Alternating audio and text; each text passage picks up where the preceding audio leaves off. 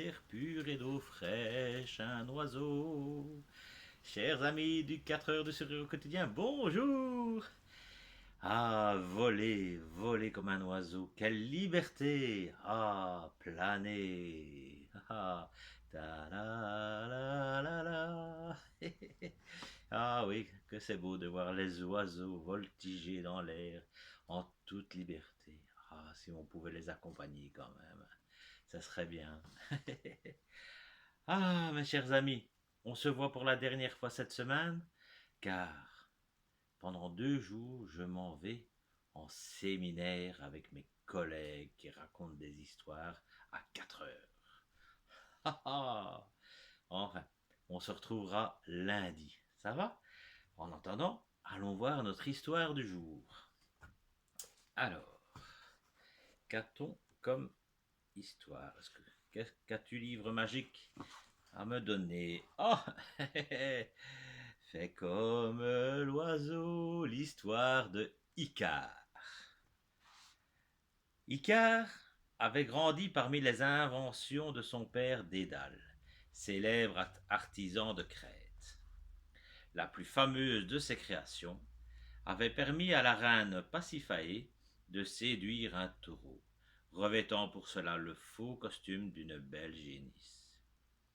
Mais cette curieuse union avait donné le jour à une bête monstrueuse, mi-homme, mi-taureau, que l'on nomma le Minotaure.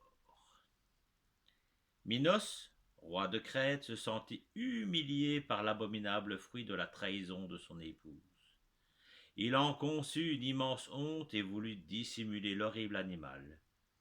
Il fit appel à Dédale qui, après avoir aidé la reine, vola donc au secours du roi. Celui-ci demanda de construire un labyrinthe afin d'y enfermer le Minotaure. Convaincu du talent de son illustre architecte, son indignation fut quelque peu apaisée. Après des jours d'intenses labeurs, Dédale déposa enfin ses plans et fit débuter les travaux. Le labyrinthe était l'une de ses plus ingénieuses, mais aussi la plus inquiétante de ses inventions. Il consistait en une interminable suite de détours et de lacets qui rendaient impossible à quiconque y pénétrait d'en trouver l'issue. Ainsi, le Minotaure y fut complètement pris au piège. Ses rugissements s'élevaient au-dessus des hautes murailles, et son ombre terrifiante arpentait sans fin les méandres de son vaste enclos. Pour calmer ses accès déchirants de rage, Minos devait lui livrer de la chair humaine. Puis, puisqu'il ne pouvait sacrifier ses citoyens, il ordonna aux Athéniens, qu'il avait vaincus lors d'une précédente expédition, de lui livrer 7 jeunes hommes et autant de jeunes filles afin de les donner en pâture au Minotaure. Les jeunes gens, qui avaient eu écho de cette effrayante bête, pénétrèrent apeurés dans le labyrinthe. C'est alors que Thésée, héros célèbre et reconnu de tous, décida de mettre un terme au massacre et se rendit en Crète. Minos accueillit le jeune homme avec mépris et l'écouta distraitement, convaincu qu'il n'avait aucune chance de sortir vivant du labyrinthe. Mais Ariane, la ravissante fille du roi, apercevant le beau jeune homme, en tomba amoureuse. Elle ne souhaitait pas voir son nouvel amant succomber sous les griffes du redoutable monstre, et alla implorer Dédale afin qu'il vienne en aide. Celui-ci la convainquit de nouer au poignet de Thésée un long fil qui se déroulerait derrière ses pas, lui indiquant ainsi le chemin qu'il aurait à emprunter pour retrouver la sortie. Grâce à ce stratagème, Thésée terrassa le Minotaure, et un soupir de soulagement s'éleva du cœur de la cité athénienne. Quant à Minos, il se sentit une fois de plus trahi, et s'empressa d'aller trouver Dédale, qui l'enferma avec son fils dans son propre labyrinthe. Dédale était au désespoir. sans fil attaché à son poignet, il ne savait que trop bien ce à quoi il était condamné, tant son œuvre était infaillible. Il regrettait amèrement d'avoir inventé ce terrible piège. Il leva les yeux au ciel dans l'espoir d'y voir poindre la clémence des dieux, et s'apprêta à les implorer quand lui vint une idée brillante. Il n'y avait aucune chance de trouver l'issue terrestre du tortueux labyrinthe, certes, mais la voie des airs, elle, s'offrait à eux dans toute son étendue. Il avait avec lui de la cire, et n'eut pas de mal à se procurer des plumes. Il se mit donc à confectionner pour lui et son fils de majestueuses ailes assez résistantes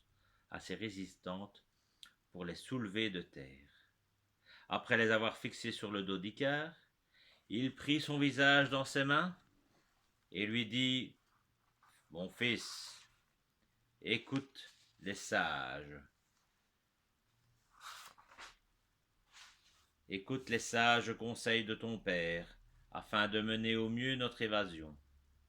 Lorsque tu seras transporté par les airs, surtout, ne t'avise pas de prendre trop d'altitude. La chaleur du soleil risquerait de te brûler les ailes. De même, ne te rapproche pas trop près de l'océan et de ces hautes vagues qui pourraient t'ensevelir.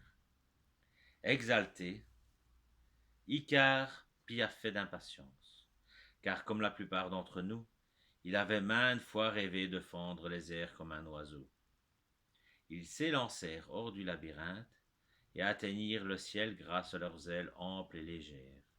Porté par le vent, Icare se laissait enivrer par le plaisir de se sentir la brise le bercer. Le père et le fils volèrent ainsi un long moment, surplombant les sublimes paysages de la Grèce. Mais lorsqu'ils atteignirent le détroit qui les séparait de l'Asie mineure, Icare ne put résister à son désir et désobéit aux sages paroles de son père. Grisé par le goût de la liberté, il s'élança vers les hauteurs. Il s'approcha dangereusement du soleil et n'entendait pas les cris désespérés de son pauvre père, qui percevait trop bien où risquait de le mener son imprudence. Icare jouissait de sa puissance aérienne, et prenant de plus en plus d'altitude, se pensait l'égal des oiseaux. Mais ne résistant pas à l'intense chaleur de l'astre, la cire de ses ailes se mit à fondre, et le jeune garçon fut précipité dans le vide avant de plonger dans la mer qui porte aujourd'hui son nom. Dédale, fou de douleur, alla repêcher le corps sans vie de son fils. Le jeune homme, par défaut d'expérience et de sagesse, avait brûlé l'innocence de son jeune âge à l'attirante chaleur de l'astre solaire. Et voilà donc cette fameuse histoire. Alors, mes chers camarades, écoutez bien les paroles sages d'un plus ancien. Elles sont souvent justes, honnêtes, et c'est pour notre bien. Passez une belle journée et à lundi. Salut, salut.